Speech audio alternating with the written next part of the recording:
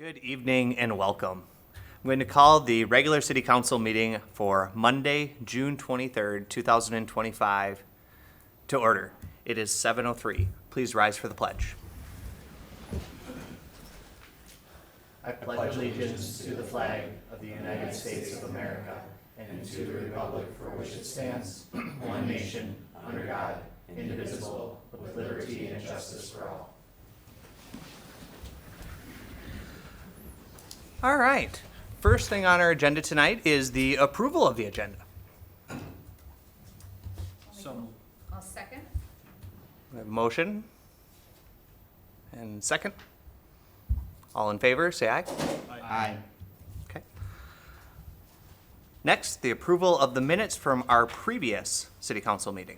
That is on pages 5 through 8. We have a motion to approve. So moved. Second. All those in favor? Aye. All right. We now have a time for visitors. Do we have any visitors in the room that would like to speak on provide comment on an agenda item?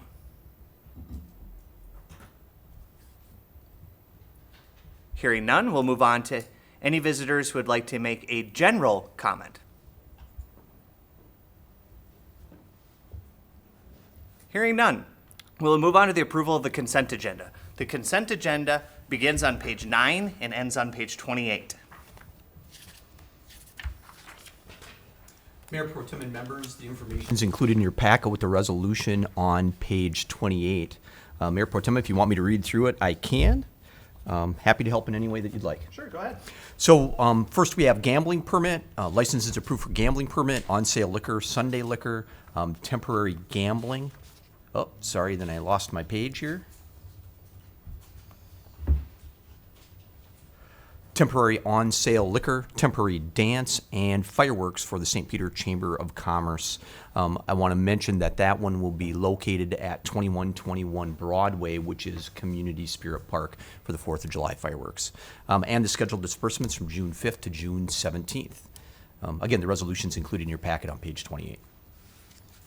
All right, any questions or comments about the consent agenda?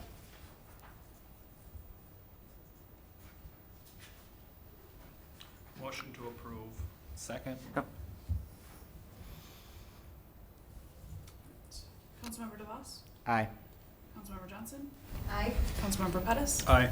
Councilmember Ram? Aye. Councilmember Weisenfeld? Aye. Councilmember Sharstrom? Aye. All right, moving on, we have no unfinished business.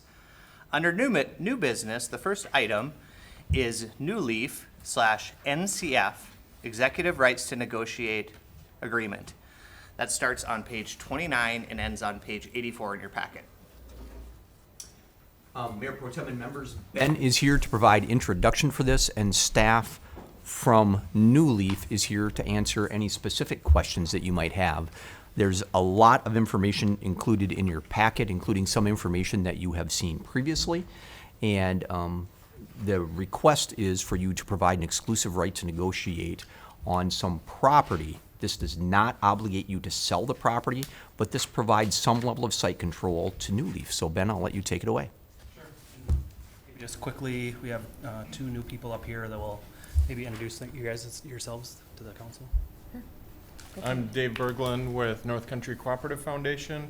I work with the real estate kind of issues and transactions for the organization. Tori Clark West, Executive Director at NCF. Welcome. Thank you. Good to be back. So I'll just quickly go through the staff report, and at the end, well, there's plenty of information in here, and then at the very end, there's a resolution to consider. So, as you know, one of the council and the city's goals is housing and creating housing opportunities. So over the past half year, city staff, the city council has worked with NCF. We've been working to develop a new model of housing, and that would be for facility-built housing. And this model would allow for achieving cost savings, providing ownership opportunities, and putting that in a price range of $200,000 or less. Leaders from NCF attended both the February 3rd and the May 19th City Council workshop meetings. They introduced themselves. They talked to you guys about their organization, and they presented their development idea for affordable single-family homes or facility-built housing, and they received feedback from you guys. Overall, the council was very supportive of the potential project. Attached to this memo, you'll find the proposed development layout and some design concept, again, with plenty of information, questions that are frequently asked. There's some numbers in there as well. So with this, there's also attached a exclusive right to negotiate agreement. So NCF would use this to apply for different funding opportunities, some of which require the ability to demonstrate some level of site control. NCF is still on track to submit a proposal for the Minnesota Impact Fund RFP, which is due in early July. Once more details come together on this project, including finance and location, the city and NCF can then start working on a development agreement. So on page 31 is the actual exclusive right to negotiate a purchase. There's 4 sections there. The first section goes over the period, which would be about a year and a half long period. Then there's some development goals stated there in the middle of page 31. And then some financing and product offerings. So providing home loan products tailored to the affordability and accessibility goals of this project. And then at the bottom there is 2 potential sites. There's kind of more of a primary site and a secondary site, which would be the Klein Street and the Greenway site, or the land for sale property. And those are on page 82 of the packet. If you look to page 79, it actually shows a proposed layout of what that could look like. There's some phasing that could be done. And then there's on page 78 and before, there's actually some 3D layouts of what the housing could look like. So, yeah, and then on page 82, you'll see the 2 sites that are under consideration. And then, again, lots of information here, so either Todd or myself, Tori or Dave would be happy to answer any questions. And then the resolution is on page 84. Awesome, thank you for sharing. Questions? Carrie? Yeah, so as soon as you're able to apply for this grant, how long does it take to hear back? Sure. I'll make sure getting close enough here. The program that Ben mentioned in his report is the Impact Fund through Minnesota Housing. That's due early July. Typically, you don't hear back until the Minnesota Housing Finance Agency's board meeting in December. So there's a bit of a lead time. There are some other funding opportunities that we're just not sure when they're going to be announced. When the RFPs are made available. I don't know if you mentioned any of the other funding in the packet. Did you say December or September? December? December. Yep, December 2025. And can you talk about the way that a resolution like this helps support that effort? Yeah, absolutely. Yeah, one of the things that agency reviewers of these types of applications, one of the criteria that they're looking for is project readiness. And a key piece of project readiness is ensuring that all of the various parties are aligned and supportive of the project. One way to demonstrate that is with a site control agreement. This isn't quite a site control agreement in the way that it's phrased, but it does kind of show that contractual type of commitment between both parties. And obviously the most important thing to the reviewers for an application for housing development is that you have a candidate site to develop. So it's a key piece of the funding availability in terms of scoring. Mm-hmm.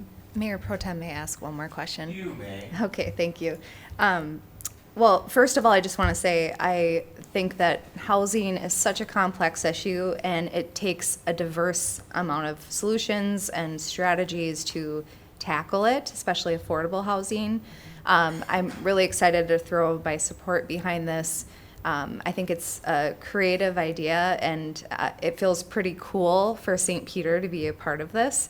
I have heard in our community, as I've been excited about it and talked about it, just the idea of, like, how do people think when they're living in a community like this? Do they feel like they're not just a part of home ownership, but they're a home owner?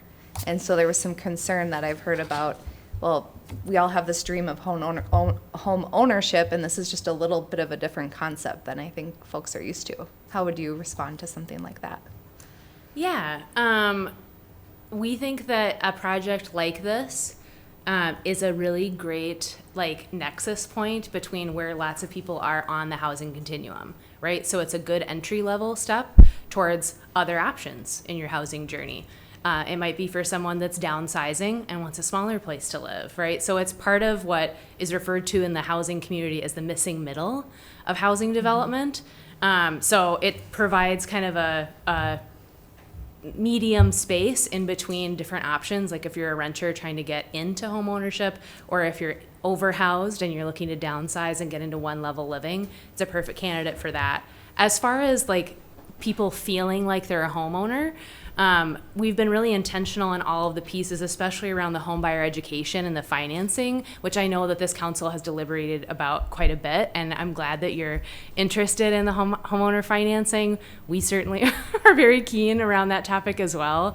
I think all of the things that we've been doing to align the home buyer ad and the financing will set people up to really be serious about being a homeowner, that they're securing financing to purchase the home, they're doing education to purchase the home. So everything on their pathway is going to be about them owning that home and having that pride of ownership.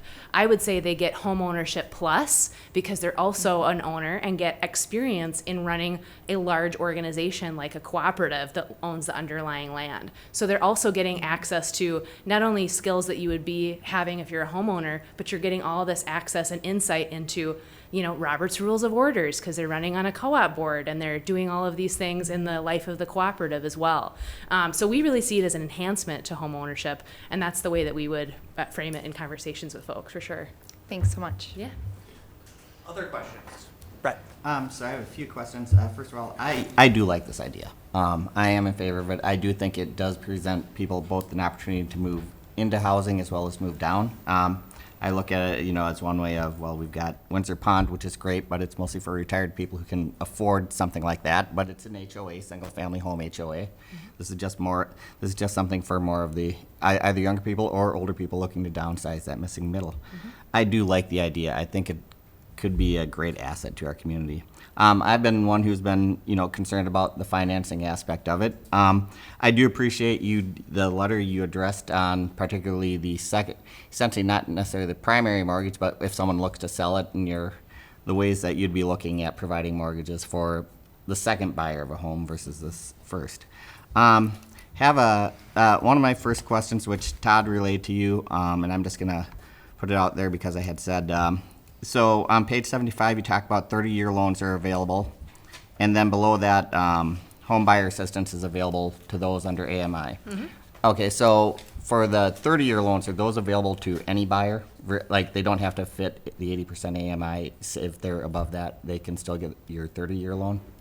That's correct. Okay. The Prime Path loan program is not income restricted. Okay, great. And I'm glad to hear that because, there might be some that are just above or just some that are significantly above that threshold, but, they're looking to get into a more affordable house, and this is their opportunity to get into that. And then the next question I have, it's page 50.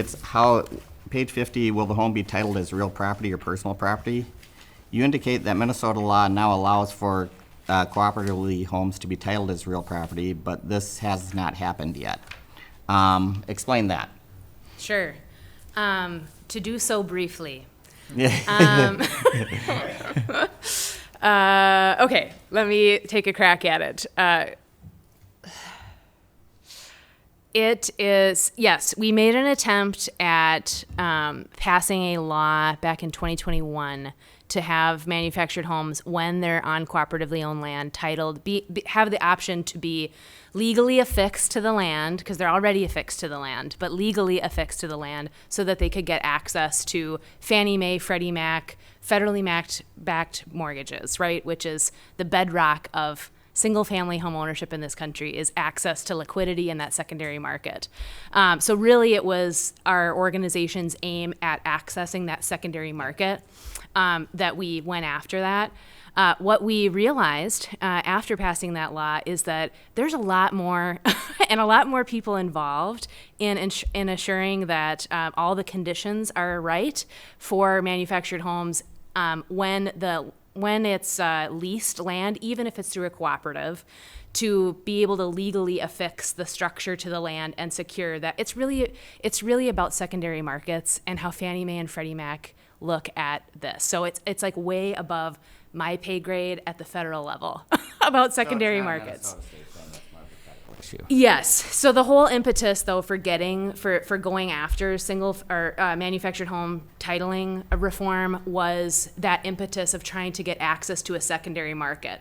Nationally, the perspective, and this is true of our organization as well, the push is to push on all fronts, because manufactured homes, facility built homes, they're all indistinguishable. They're all, wonderful structures now. They're well built. And so it's just frustrating to everyone nationally that they don't have the same access simply because of the land. Of course, from a lender's perspective, and I'm sorry, I'm probably getting too much in the weeds, but from a lender's perspective, it's all about the structure. It's all about land, right? Security of land. So really our organization's perspective, and I would say nationally, this is the perspective as well about manufactured homes. What we're trying to get at is security of land tenure, right? What you're trying to get is some type of security for that homeowner that has all of their assets in this structure, that they have some level of control of the land underneath it, right? Because that's where they're most vulnerable, is in your existing manufactured home communities in your community. Residents and the homeowners in those communities, Marway, Green Valley, they have very little control about the land rents that go up every month. So really all we're trying to do, and what the New Leaf, what our existing preservation work is about achieving, is the security of the land underneath that home, which demonstrates to lenders that there's that ongoing perpetual security for that asset. So whether it's real property titling or it's this prime path product that achieves the same objective, it's all one and the same in terms of just unlocking better financing tools on longer terms, fixed terms for folks that purchase these types of homes. Thank you for the explanation. You have more? Yeah, well, I was just going to say, so I am supportive of this resolution for the exclusive right to negotiate. I do have a concern just with NCF being the only financing opportunity at this point for a project of this size, but you're obviously working on it, because I think also opening up the opportunity for regular mortgages will only help with both with your financing and then having other mortgages come in. So yeah, like I said, I'm in favor of it, but yes, I do think it would only help your cause to continue to work on the secondary market and the real property aspect of it. So thank you. And am I safe in assuming that that's a very large priority of your guys's?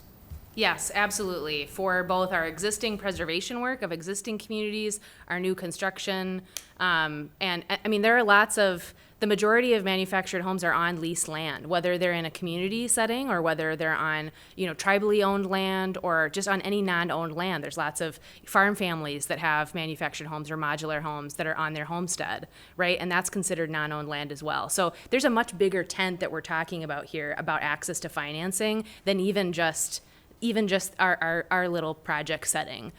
So it's a part of a larger scope of things. So absolutely.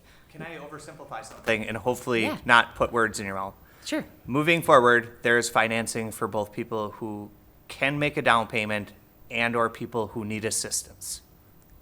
Correct. There is funding available. Correct. Yep. There's a down payment assistance program. That is the income restricted one, right? So you have to meet a certain income in order to qualify for the down payment assistance program.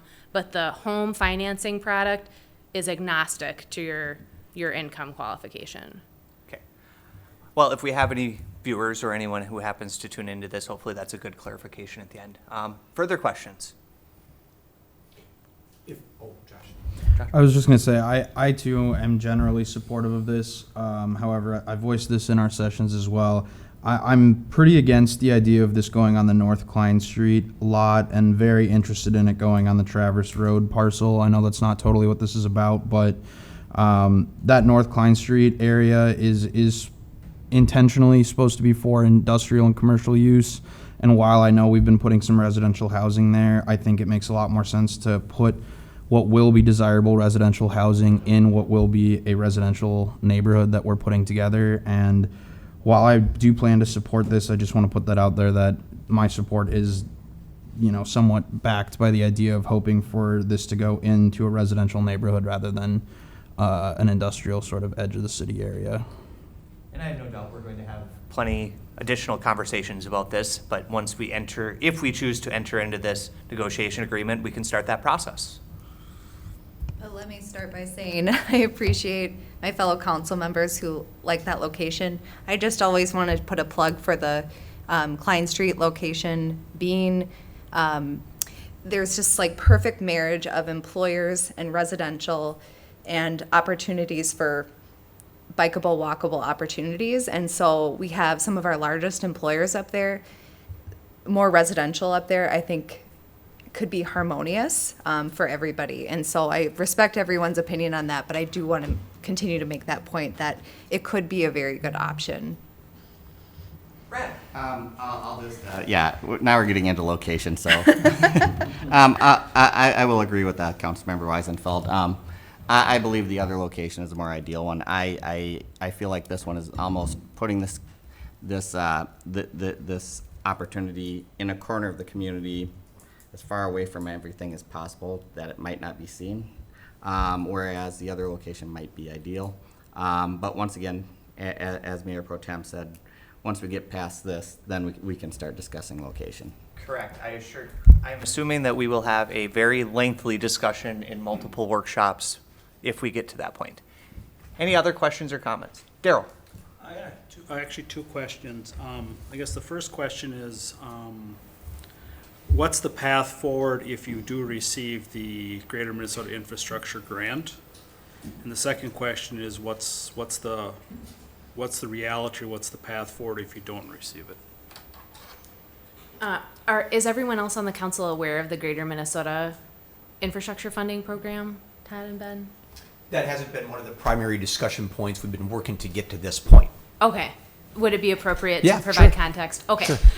Sure. just want to make sure we're all. And as Tori said at the beginning, there are multiple funding opportunities that are out there that overlap. Yes. And so there are other opportunities, and just like we do with Gorman Park and other projects, we're shaking every possible tree that we can to see if we can get resources to help these projects move forward. But You got it. Yeah. But we are, I wouldn't miss the opportunity to say how excited we are for the fact that of 2 housing projects that were funded in the general obligation bonding bill in the state legislature this year, this type of project was funded through the Greater Minnesota Infrastructure Grant Program at $3 million, made available for cities, municipalities to apply for, specifically for this type of project. So we're hoping that the city of St. Peter, it's still unclear when the RFP will be for that funding since the bill just got signed into law. So we'll have more information for Todd and Ben about that bonding funding. And so it's kind of but we hope and expect that you would score highly. We're not aware of many other projects that fit the bill that would meet the requirements of that funding. So hopeful about that one. There is also another pot of money at the federal level under the PRICE, and I always forget the acronym, but this was passed in 2023, funding that was made available in 2023. The nonprofit Minnesota Housing Partnership, based in St. Paul, is the administrating agency entity for that. It's a $20 million award. And one of the eligible uses of that federal funding is also a project like this as well. So the Impact Fund, the PRICE funding, and then this Greater Minnesota Infrastructure Grant Program with the bonding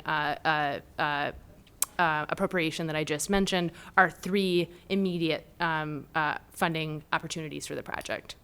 To get to your question, we're shaking all of the trees, to Todd's point. And I think we're feeling very optimistic that among the 3 options that could help cover some of the most capital intensive part of the project, which is the infrastructure development, water, sewer, roads, and the like.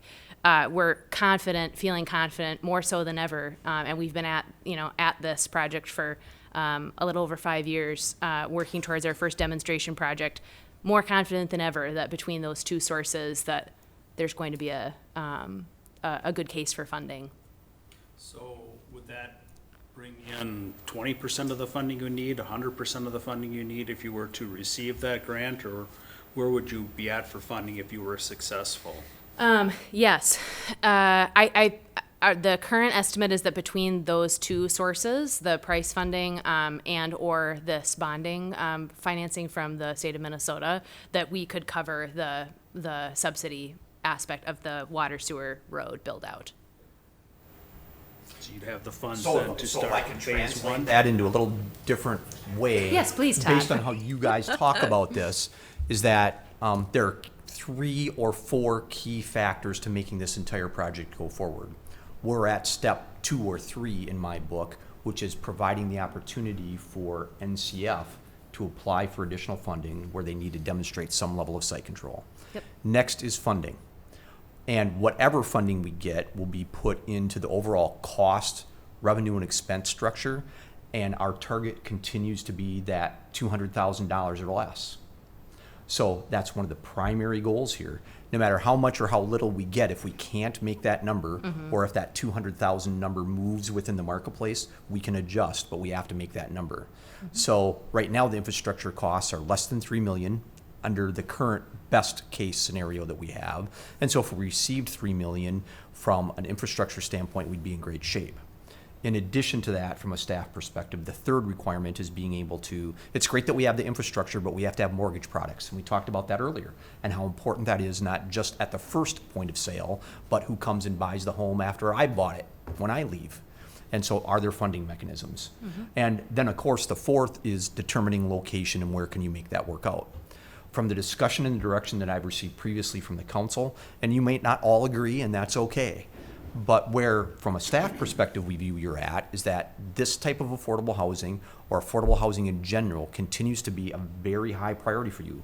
And if we can make that work, location is a secondary issue that you'll discuss and will get figured out. However, it is also true that as we add cost to this, the need for outside funding to ensure we meet that purchase threshold of $200,000 or less, that ceiling, I should say, becomes more and more difficult. So it's a matter of balancing these things. So the next step in the process would be applying for funding and other funding. The step after that would be, if we receive funding, then we do a recalculation. We come back and talk with all of you about where are we at related to that $200,000.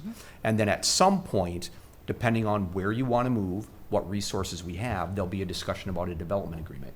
That development agreement will indicate the resources that NCF is bringing, what we're providing, how funding is being provided for the infrastructure, whether it's grant funded or there's an assessment, or how all of that fits together.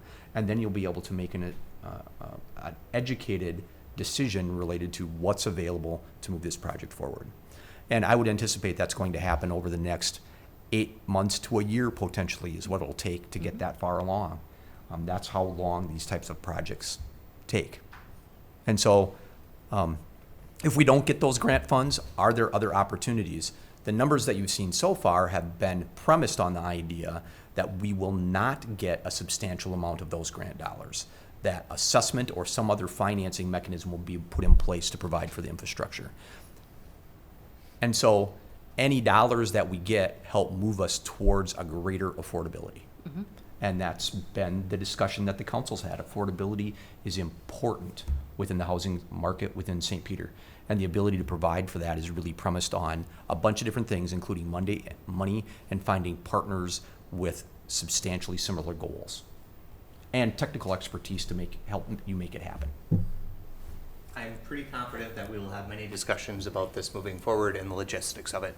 The purpose of tonight's vote, getting back to it, is just on a resolution approving an executive right to negotiate for the purchase. An exclusive right to negotiate. Exclusive right to negotiate. Do I have a motion? So moved. Second. Councilmember Johnson? Aye. Councilmember Pettis? Aye. Councilmember Ramp? Aye. Councilmember Weisenfeld? Aye. Councilmember Sharstrom? Aye. Councilmember DeVos? Aye. I was supposed to say call roll. All right, next on our agenda, an amendment to ADA Accessibility Grant Program, which starts on page 85 in your packet and goes until page 90. And this one, I believe, is Ben. Thank you, Mayor Pro Tem and City Council members. So if you do look at the memo starts on page 85, but on page 88, this is actually our program guidelines for the Accessibility Improvement Grant. So our finance director came and attended the May 29th EDA meeting. And she asked us to consider amending the grant program guidelines, explaining because if we do get a loan or slash grant of over $9,000, there is some extra procedures and tracking obligations that are required by the finance department and by businesses receiving the loan or grant fund for tax purposes. So Sally suggested any loans or grants awarded by the program be granted full grant right away and not partially forgiven. So if you look at the middle of page 85, right now we have these grants or loans are forgiven at a ratio of 1/15, so 1/15. So each year it gets less and less until you get to the 15th year. So following the finance director's explanation and rationale for the proposed amendment, the EDA did recommend approval of the proposed amendment. This would allow for full forgiveness of the grant amount immediately, and it wouldn't be amortized. Grant recipients would still be responsible for maintenance of the improvement over time, provided the grant agreement. Another note in there too, if you look at the middle of page 97.5, there is a underlined in red, just making sure that if for some reason a door came out or a ramp came out, that on that property and that building, there would still be some accessibility requirement to that building if for some reason it was taken out. And that would be for that lifespan of the agreement. So on page 87 is a resolution to consider. Again, it was the EDA's recommendation to approve this little adjustment to the program. Ben, I would also think from a business's perspective, not having to deal with this for 15 years would make it more conducive. Yeah, absolutely, yes, for sure. Questions? Also, just an administrative burden from the perspective of the city to have to track that as The well. people who've received it, their accountants, Yeah. just seems logical to me. And for people's explanation, where 9,000 comes in, over 15 years, it's amortized $600 a year, and $600 is the magic point that a 1099 is required to be sent out at. So that's why it was referenced at $9,000, is because of that. If it was under 9,000, then 1099s weren't needed at this point. That makes sense. Thanks, Brad. Other questions, comments? Call the roll. Oh, no, sorry, I need a motion. So moved. Second. Councilmember Pettis. Aye. Councilmember Ramp. Aye. Councilmember Weisenfeld. Aye. Councilmember Sharpström. Aye. Councilmember DeVos. Aye. Councilmember Johnson. Aye. All right. Next on our agenda is the 2025 ADA Accessibility Grant Awards, which starts on page 91 and ends on 95 in the packet. All right. Thank you, Mayor Pro Tem and City Council members.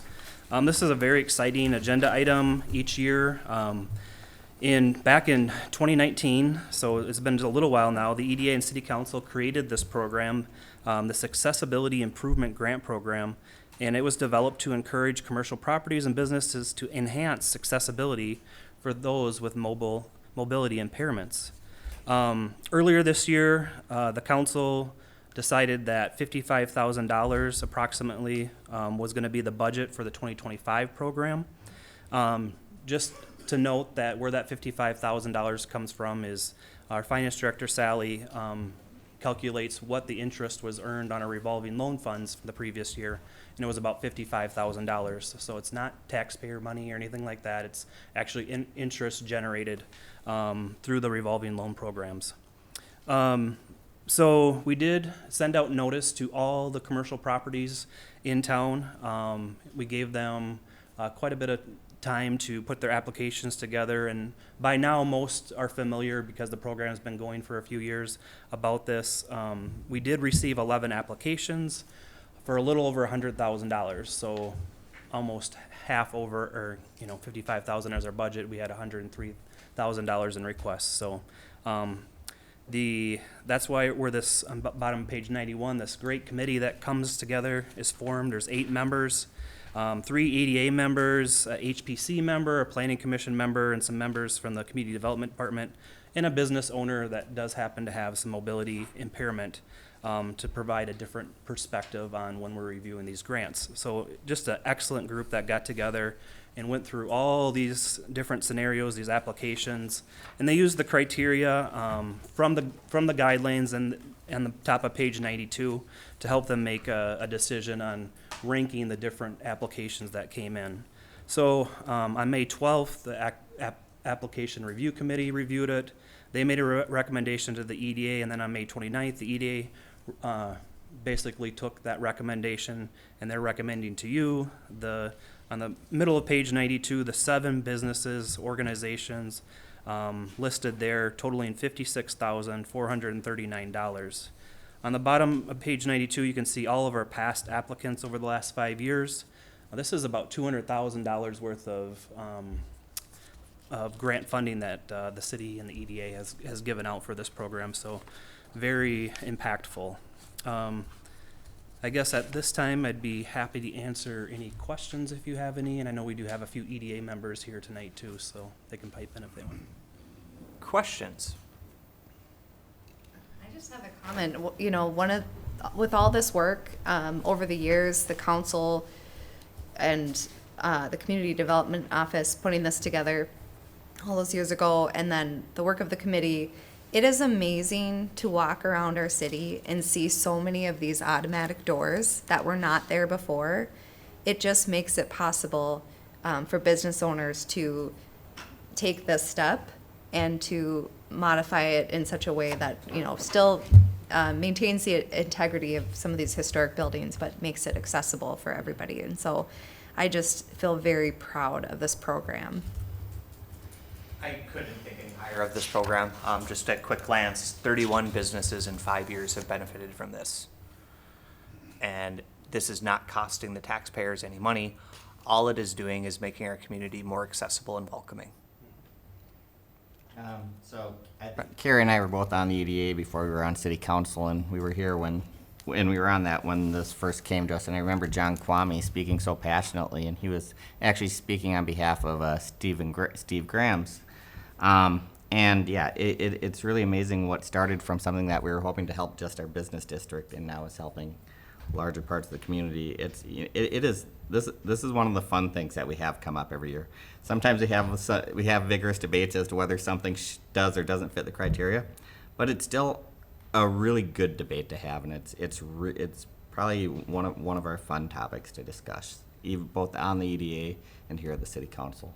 For those who are newer to town or maybe unfamiliar, Stephen Grams was one of our city council members who was in a wheelchair, also happened to be my neighbor who passed away recently. His family has had continual conversation with me and could not be prouder of what we're doing. On that note, do I have a motion? So moved. Second. Call the roll. Councilmember Rand. Aye. Councilmember Weisenfeld. Aye. Councilmember Sharstrom. Aye. Councilmember DeVos. Aye. Councilmember Johnson. Aye. Councilmember Pettis. Aye. All right, moving on to item D, Timeless. It's license for a ramp in the right-of-way, which begins on page 96 and goes until page 102. Is this one you again, Ben? Yep. Is everything you tonight? It is, yeah. Okay. Between him and Tyler, the second. Hey, guys. Go ahead, Ben. So with the resolution just being passed, approving those businesses and organizations for the accessibility improvement grants, Timeless was one of them. They had 2 items in there. One was an automatic door opener and one was a ramp. Just because of the way that their building is laid out and the grade in the back and how things are situated with old construction and electric and tight spaces, we looked at all sorts of different options for them to get a door or hallway or something through their building, and it just isn't possible. So the alternative was to put a ramp into the Park Row sidewalk. It'd be about 3.5 to 4 feet wide and go for maybe a little over 20 feet. Because it's going in the Park Row right-of-way or sidewalk, there is a license that's required. And so the HPC actually was able, they review everything exterior in the downtown district.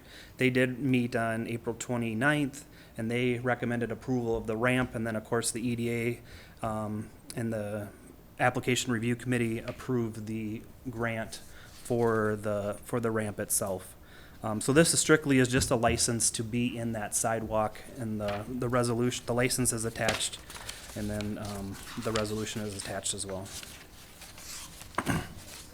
Questions or comments for Ben? Mayor Pro Tem and members, I will mention that you have provided licenses in the past under various circumstances for use of right-of-way. And from a staff perspective, this meets the criteria to provide opportunity for long-term use of the right-of-way while limiting liability for the city for improvements that are made within your right-of-way. Hearing that, do I have a motion? So moved. Second. Call the roll. Councilmember Weisenfeld. Aye. Councilmember Sharstrom. Aye. Councilmember DeVos. Aye. Councilmember Johnson. Aye. Councilmember Pettis. Aye. Councilmember Wang. Aye. All right, moving on to the next item with Timeless. That would be the CBD Accessibility Enhancement Loan, which goes from pages 103 to 108. Thank you, Mayor Pro Tem and members of the City Council. Back in March, Brian and Cora Haugen of Brycorp LLC, which are the applicants, purchased the property at 123-125 South Minnesota Avenue. This is currently the Record Store, you might know it by that, or previously Rick's Consignment Antiques, or the orange Christmas trees, if you remember. So what they're looking to do is put Timeless on the south commercial property next to the Record Store. And then up above, there is some rentals, some residential rentals, and that's actually where they'll live, above one of the stores. But in that they're infusing about $200,000 into this property, into this building. They do need a little bit of help, so they have requested some funds from the EDA city in the form of 2 loan requests. The first one would be specific to the central business or downtown district area. We do have a loan program for the very thing that they're doing, and that would be exterior improvements at 123-125 South Minnesota, and that request is for $19,416. The second one would be just from our revolving loan fund, and that would be for the interior improvements that they're doing, and that was in the requested amount of $26,650. If you look on page 104, you'll see all the exterior improvements that they're looking to do on the top there. That particular loan does allow for up to 90% to be funded, and they're responsible for 10%. So out of the $21,573, they're going to provide 10% in matching, and then gradually repay that back. This particular one does offer a loan forgiveness of $5,000, so if they make all their payments on time, they will receive the $5,000 off at the very end. So it's a nice caveat of this loan program.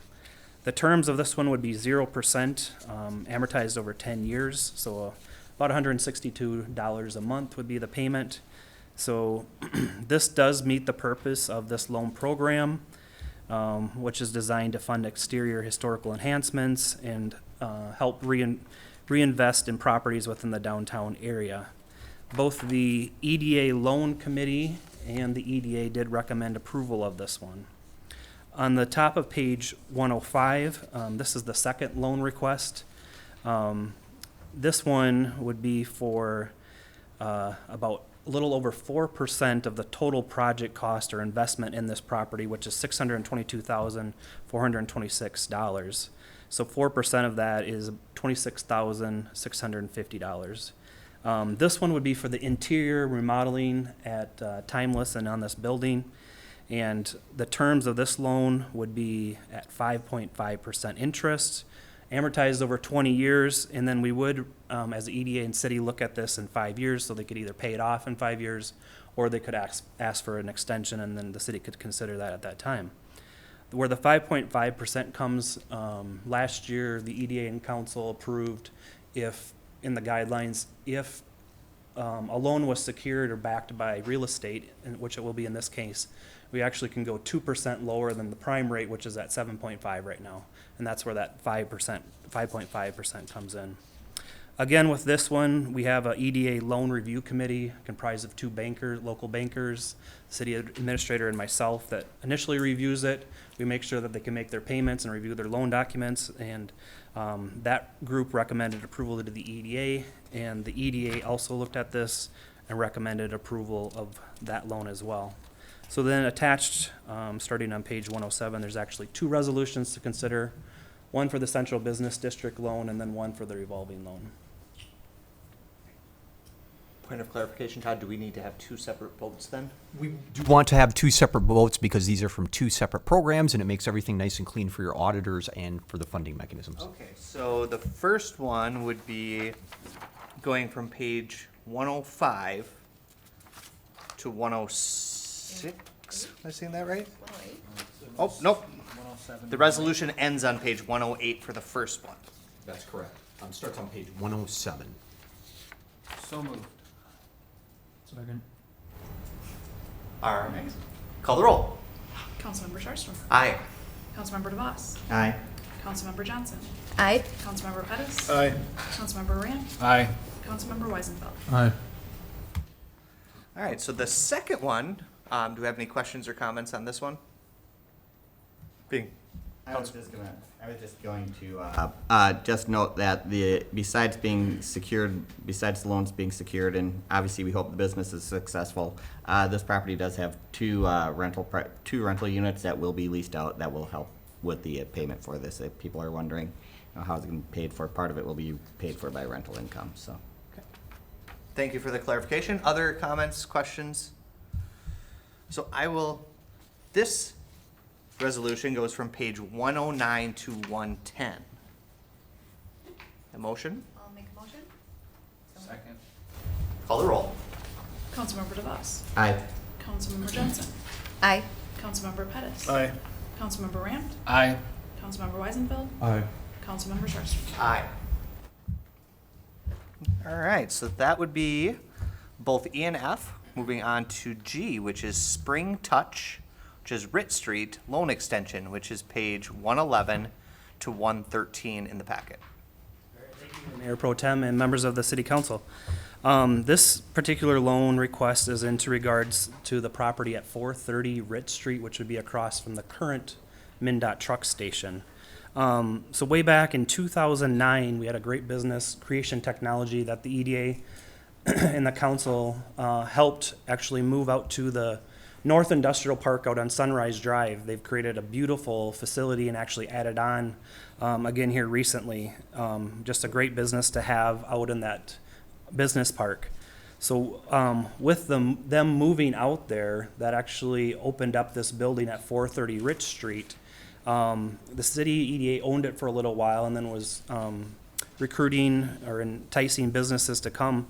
Spring Touch from North Mankato was actually this business that came, and they asked for a loan way back in 2015.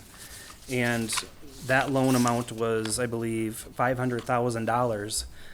So what they used that for is the actual purchase of the property and then the remodeling or rehabbing of the buildings there.